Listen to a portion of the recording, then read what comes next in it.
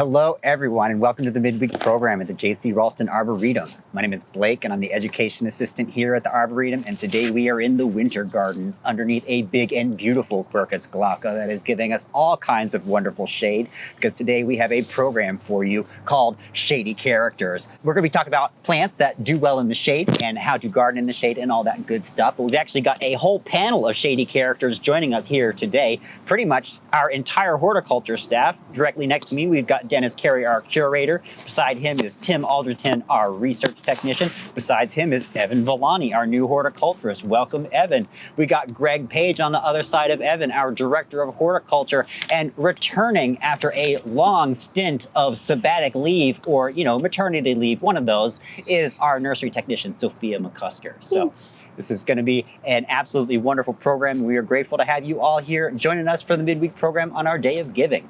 Alrighty, those of you watching this on YouTube, please like this video and subscribe to our channel, and feel free to leave a comment down below. And with the announcements out of the way, I will hand it over to our handful of shady characters to talk quite a bit about some shady characters. Let's do this. Okay, I think we have a whole selection of different plants in front of us, kind of to stimulate us talking about certain things. Mark selected some of these. So we're getting our first look at some of them, and maybe we'll come up with some other things too, but these give you a general idea of a few things that might work in your own garden if you have that spot that is a little bit challenging dealing with shade. Some of these are also actually deer, and I might say even volish resistant in some cases. Not all these, but or less delectable.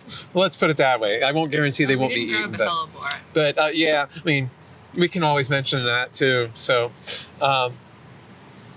does anyone want to jump in and talk about anything to start with? Or I'll jump in and shamelessly want to plug that some of these things we're going to show you are things that we're going to have at the plant sale for Raulston Blooms. That's right.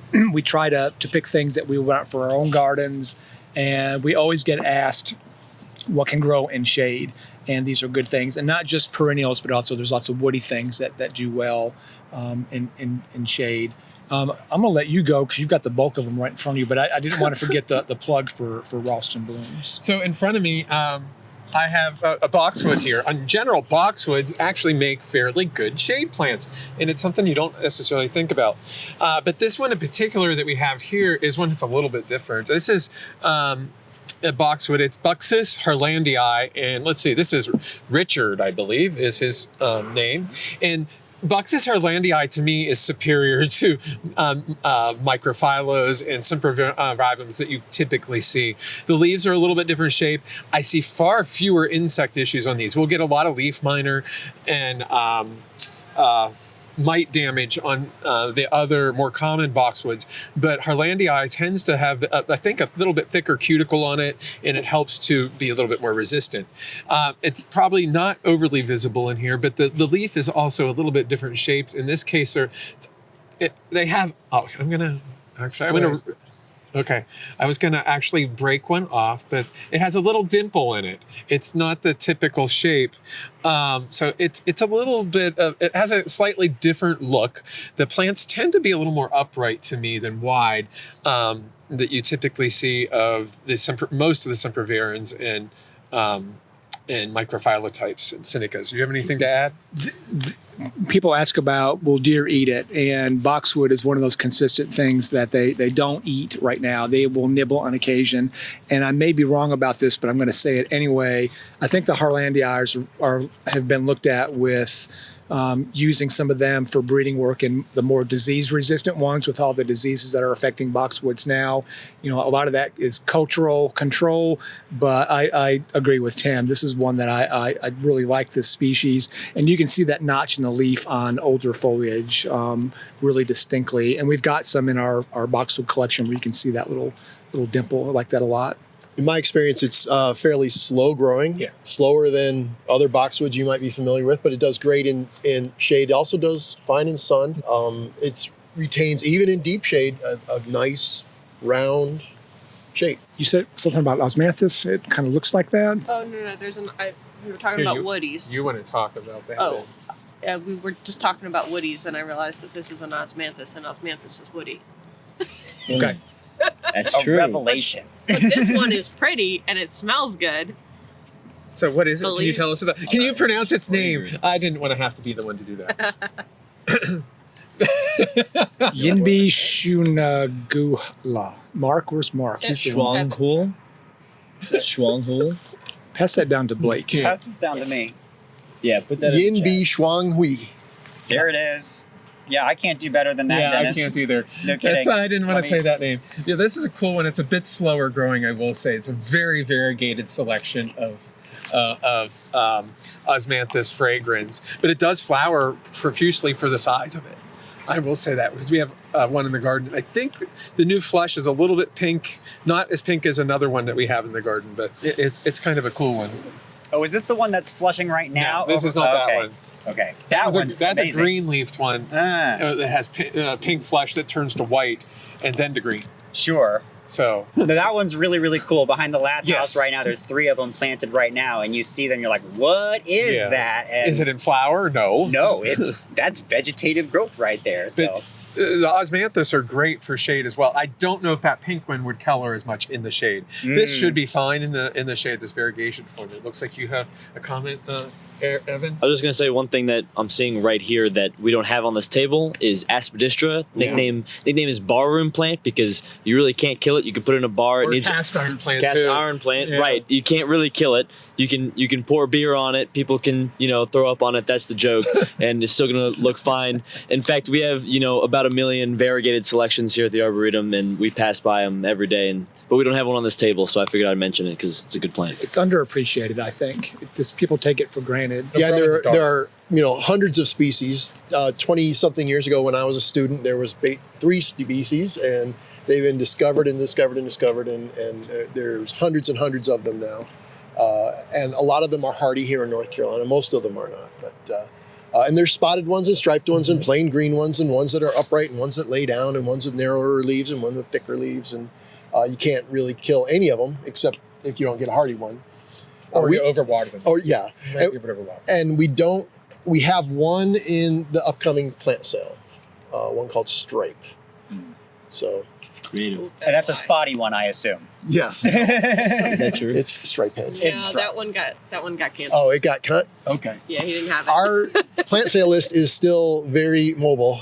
Yeah. It's not public yet. Yeah. It's in Not flux. public yet. Surprise. It may show up. We'll Dive share into that. some of these perennials, Tim. You want me to? Oh, okay. Yeah, go. So, a whole group of perennials that are doing their thing right now are the Epimediums. And I just have a whole selection here. I don't even remember what all of them are. There's they come in whites, they come in bicolors, they come in yellows. There's purple ones. I don't have any of those in here. Some of them have tiny flowers. Some of them have much larger flowers like this acuminata down here in the front. Some of them are clumpers. Some of them are spread. There's a lot of variety within them. And they're very closely, if you watched our YouTube that Mark and I did a month or so ago about Mahonia, these are closely related to the Mahonias. But they're herbaceous. So they often have evergreen or semi-evergreen to evergreen leaves. The new foliage on them is also very attractive. I don't know if the modeling on some of the foliage that I did pick up here is visible or not, but structurally they are just so delicate, but they are not a delicate plant. They are really easygoing once they are established. So, and for dry shade. I was going to you say can't- there's one where you could overwater, right? Yes, you could probably overwater those. But they range anywhere from like 6 inches tall to 2.5 feet on some of the biggest ones. So, like I said, there's a ton of variation in them. And Dennis has talked about some of the chemicals, I think, in them at times. Oh, But, yeah. Well, but there's they're kind of fun. If you but- go to the drugstore, to the supplement aisle, you'll find a little bottle on the bottom shelf, usually called horny goatweed. And that's the common name of this plant, horny goatweed. And they make a tea out of the leaves, and it's a weak Viagra.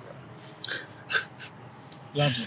So, Also called barren wort. yes, barren wort. It helps with being barren, Other things, we have a couple different ferns in here. Many ferns are, of course, we always think of them for shade, of course, but they are also typically deer tolerant, if not, deer typically do not bother them. I won't say rabbits and voles, but it just depends again on the day. We have right here, we have an adiantum, and this is a maidenhair. It's we don't have a species on it, but it's golden.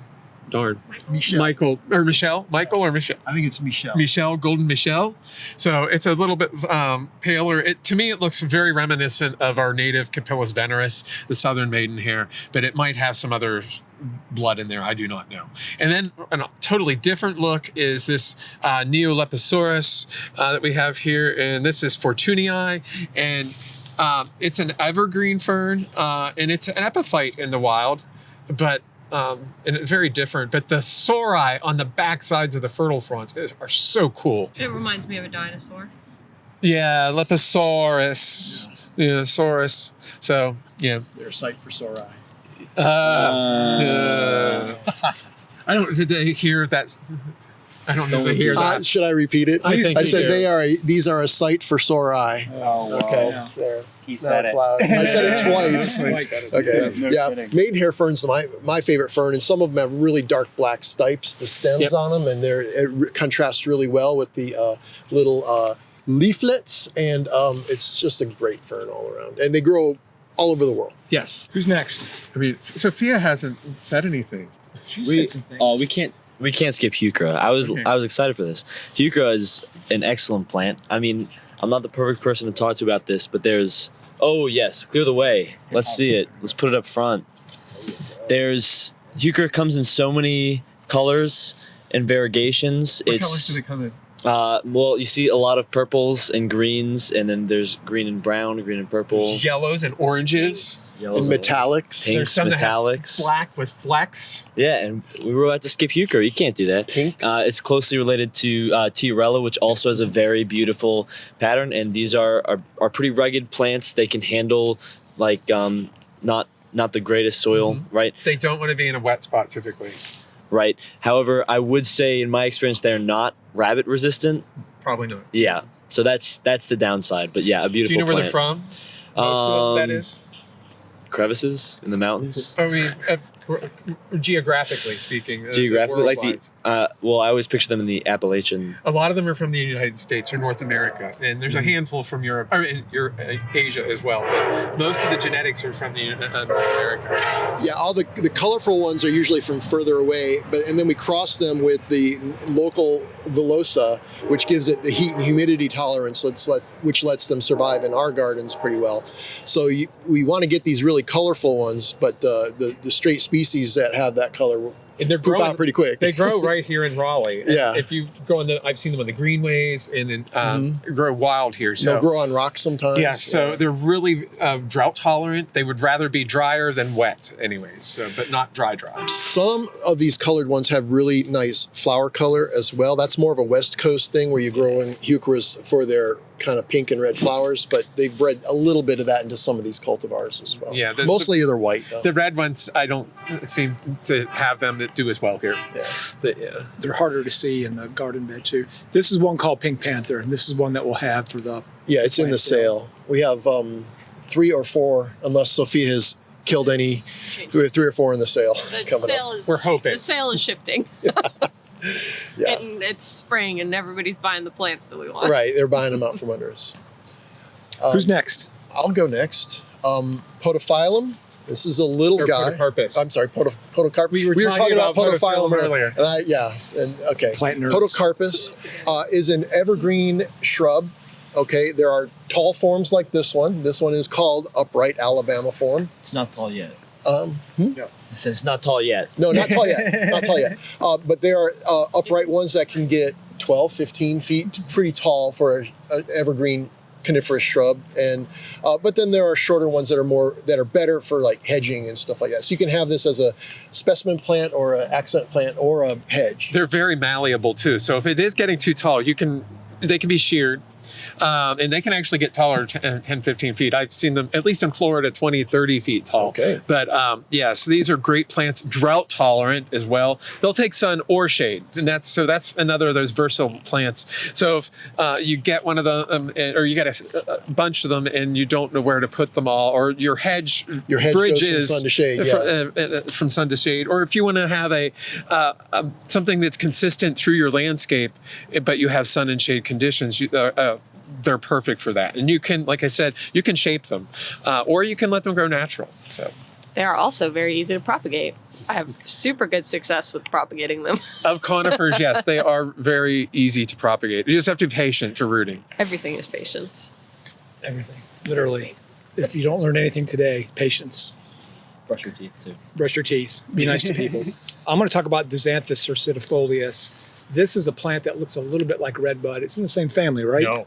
Oh, It's in the Hemimelidaceae, Yes. not the. How did I miss that? I'm brain drained today. This is a plant that the first trip I ever did to Japan was with Mark, and we went to a nursery that specialized in this, among other things. I had no idea there were so many of them, but I think it's underutilized because it does pretty good here.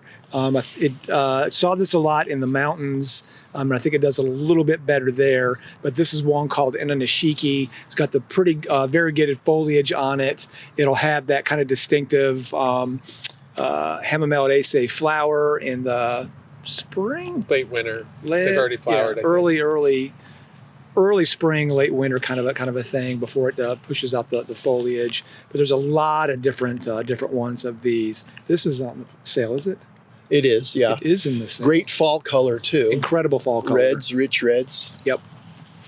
Very underutilized. How tall? How tall? 7-8 feet Yeah. ish. Very, very redbud-esque. I think. Leaves for sure, yeah. Yeah. Does it live longer than a redbud? Does it live longer than a redbud? It depends. Cultural things are very important with Disanthus, I have found out. I've killed equal numbers of both. Impressive. Yes. Who's next? The mark of a good gardener. I'll jump in with this one. This is, let's see. This is Carex sclerosa, but just in general, Carex are really good ones for the landscapes. Whether there are sun tolerant ones, but there are so many that take our shady conditions. I don't remember. I have not read up on sclerosa, and I can't remember what, because there's literally hundreds of species just in North Carolina, and worldwide you're talking 3,000 to 5,000 species probably. I believe that one is seed grown. That's a seed grown one. Yeah. That explains why. Four. Okay. Yeah. So And there are Carex for wet and Carex for dry. yeah. So And there's variegated ones and big ones and little ones and Carex for every situation. fine leaf Yeah, ones. use and it like you would of course. Liriope, but in the shade. Yes. Also, But better. tons of native too. Yes. native. There's literally 300 plus native to North Carolina. The best resource to find out about them is our friends at Hoffman's Nursery. Their catalog, which is also known as the Grass Bible, or their website is incredible, but it really breaks out where they grow best and how to use them in landscapes. North Creek Nursery carries them also. You can even put multiple Carex next to each other, like in the wild. Yeah, actually, stumble across a spot you'll with see- 4 or 5 different Carex. Yeah. And they look different. Yeah, It- extremely, so- very different textures and sizes. Some are blue and some are green. Yeah. Evan was just on a road trip. Didn't you collect some Carex? Yeah, we did. I was near Clemson, near the border of South Carolina and North Carolina. Gross. Gross. About Clemson. Well said, Greg. Oh, I I see. completely agree. I see. Somebody talk about Triceratops. Pardon? Somebody talk about You Triceratops. picked it. It's got a pretty cool flower Yeah. on it. Toad lilies. Toad lilies.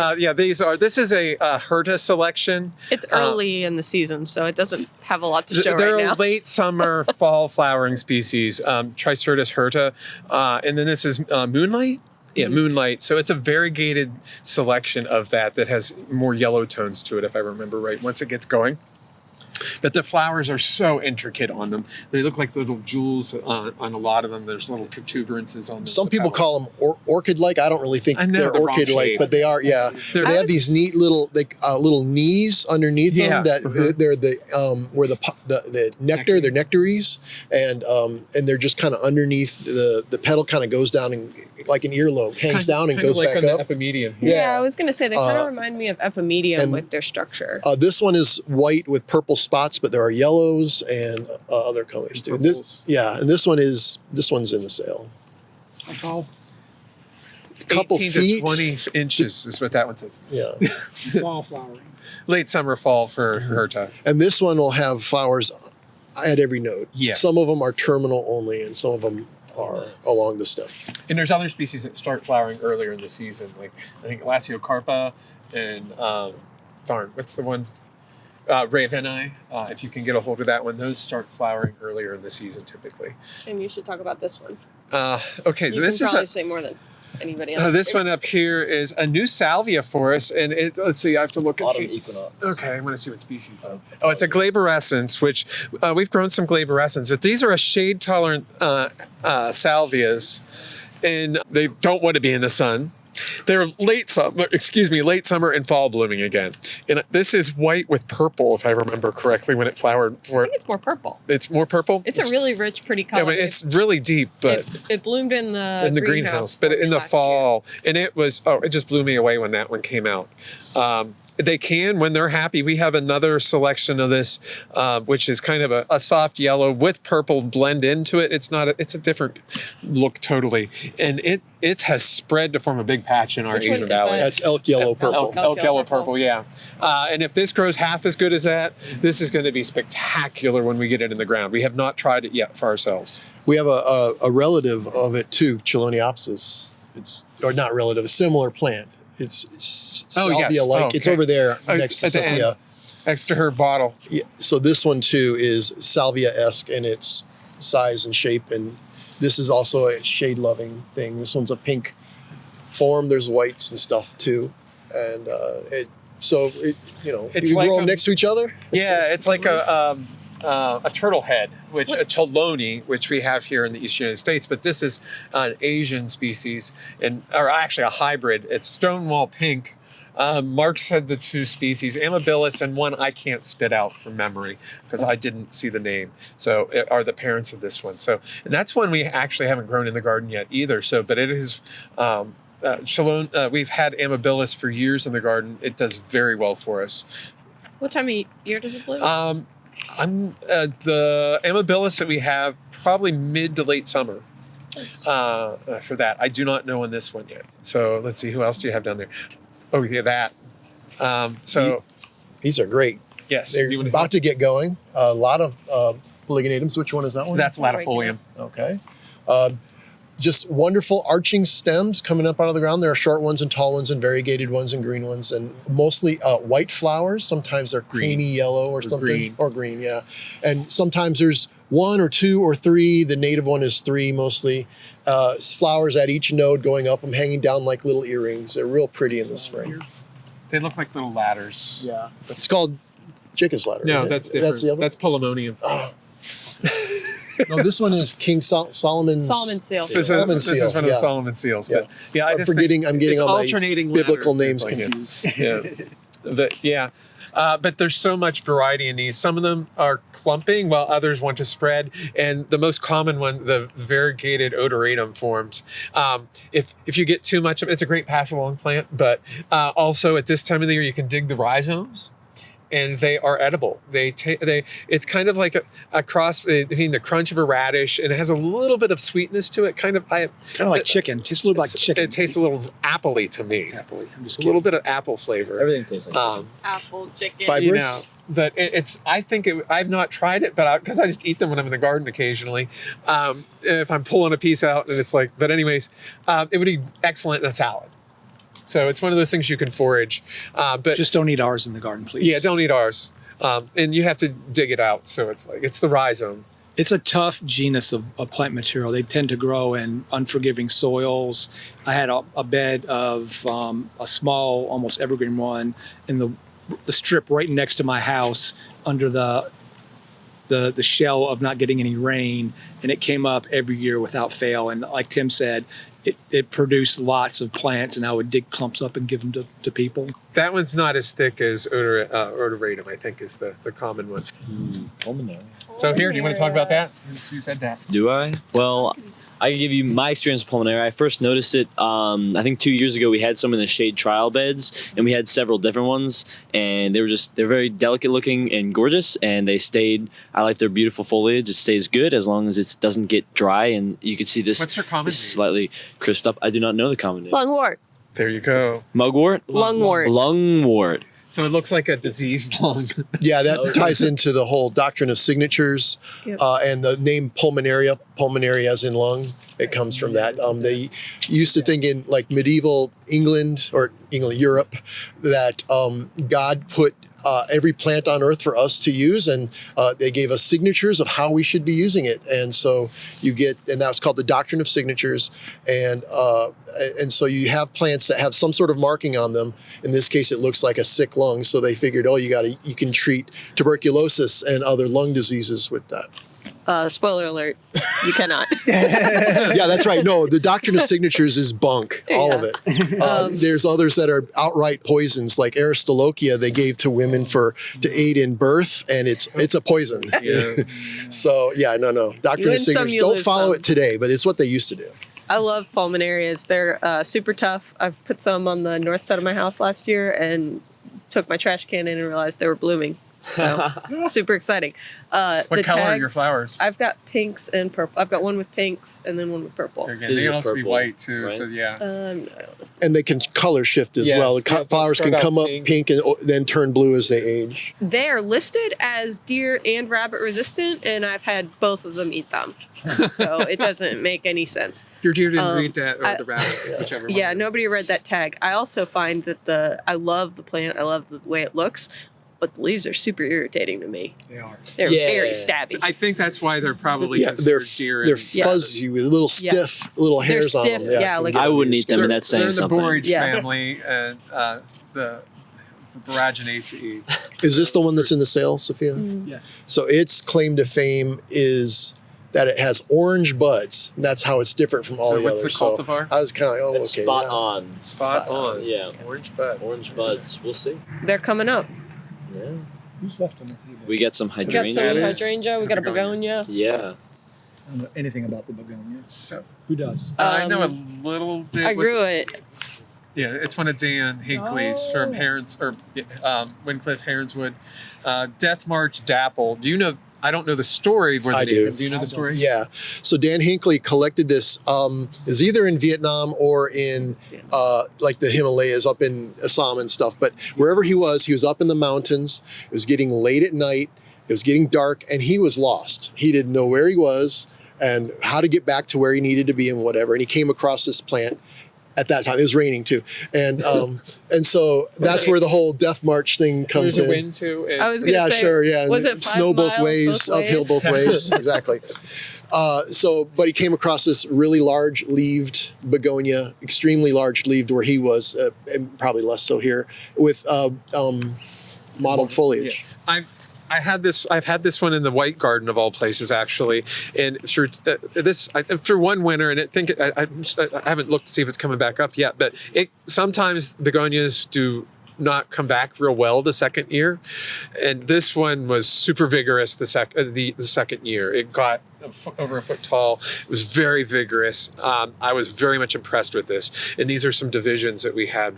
So this was from actually these. containers. It's been super Yeah. vigorous in the containers. That is, yeah. And so I was actually made divisions off of the original plant because it's extremely happy in the greenhouses.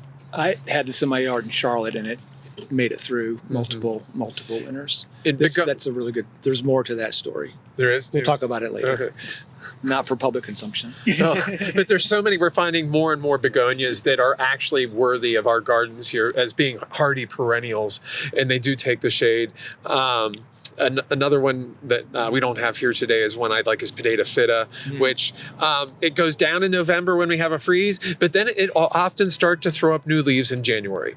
And underneath just a little bit of leaf mulch, and it will be starting to grow, and they're pink. And then it's already up in the Asian Valley, and so it's unlike so many of the other begonias that they say, oh, it'll start to emerge in June if you're lucky.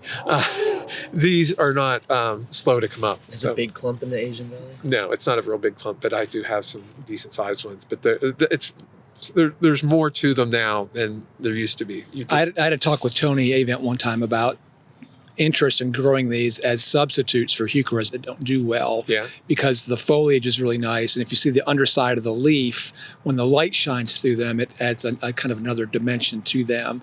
But using more of these begonias to do some breeding work to come up with something that had big, bold leaves and would kind of do well in place of some of the heucheras. I thought that was kind of an interesting concept. I don't know where that stands today, but he has introduced several. Yeah. Oh, I was just going to add that, at least in the nursery, they're pretty drought tolerant because they've got that rhizome. So even if they drop all their leaves, they tend to come back. Did you want to talk about podophyllums? You said it by mistake earlier. No, he and I were before the show. They're coming up in the wild now, that's a great shade plant. It is a great shade plant. Mayapple. There's native ones and there's Asian ones as well, and then Terra Nova's got the Kaleidoscope. The ones that have the mottled leaves, and they're really cool. Beautiful umbrella-shaped leaf. And you really grow it for that. There is a pretty flower that's hidden up under the leaf. Depending on the species, what color it may be. Might be white. It might be dark maroon. Might be dark maroon. I don't think you're going to see it either. Actually, you do. Yeah. And the white ones tend to smell good.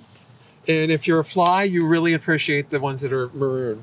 They smell of rotting flesh. So. They sure do. It's fun to smell out of curiosity, but it's one of those they're things really you regret pretty. immediately. They're like these. I mean, they're very glossy and quite attractive. But then you realize, And they do produce a small little fruit underneath when they get pollinated, and it is not an apple. It's but they're related to the Epimedium again, in the Mahonias and the barberries. Those of you who like to hike, you could see them right now along your trails in Raleigh area, all over North Carolina. Yeah, trilliums too are coming. Yep, and that's another great shade plant. Yeah, another great shade plant with some funky flowers. And they sometimes smell good, sometimes not. Some other great shade plants are these hydrangeas that we have. Back on topic. Plant geeks. Holy guacamole. I don't know anything about these two, so somebody's going to have to jump in. Simania not magnolias. So one is Asian and one is, I think, Mexican? Mexican, yeah. And it's an evergreen. Even here, most winters, it's evergreen. So while the anomala is a deciduous vine, I mean, the flowers on the anomala are going to be much more spectacular than the Mexican one. But there is the novelty, I think, more to the fact that it's an evergreen hydrangea with that one. Yeah, and the other one, the new growth is variegated, turns green later. And they both have the lace cap. Okay, so that Simania has lace cap too. I think so. Yeah. I didn't remember if it actually had or if it was just a totally fertile. But it's the Simania to me. Then it's a little shrubby-ish. If it doesn't have a place to crawl up, it'll build up on itself and get 3 or 4 feet tall. But if it will climb if you have a structure for it. And anomala it'll creep right on the ground if you don't have a structure for it. But it probably won't flower unless you have an upright structure. Underutilized, the climbing hydrangeas. There's lots of different species and different types, and relatively carefree and easy. Kind of plant it and give it something to grow on and walk away from it. I think we've gone through all of our stuff. Okay. Are we doing questions? There were not nearly as many questions as one would expect, but there was at least one. Barbara wants to know, do any of the Epimediums lose their foliage in the winter so that one doesn't have to go in and clip the dead foliage to get a good show in the spring? Yes, they lose their foliage in the winter, but you still have to clip them because that is, some of them will burn back, others will not. Ones that actually keep their foliage fairly well, and you can go a couple years without pruning sometimes, would be, I didn't point out the name here, Wuchenensis has been an excellent one for us. And it's a large growing one. The foliage will be probably 15 inches tall, maybe even taller a little bit, 15 to 20 inches. And it tends to overwinter very well. You can refresh them then every couple years instead. And you have to get there early is the trouble. And that's probably what she's complaining about, because they start to push their flower spikes. And if you get there too late, you have to painstakingly nip between them. One Yeah, of the that's best my parts garden of right now. Yeah. One of the best parts of the spring is going out early because you know these are going to come up and cutting that dead epimedium foliage. But if you Speaking want from to, experience. Yeah. I would do it earlier than later. If Yeah. you're saying go in, I hate to say it, January or that is early to mid January probably here before they start to flush. Most of them, I have one that starts to flower in January here, at least maybe two, but. Get there before they start to flush, and you can actually just use a weed eater.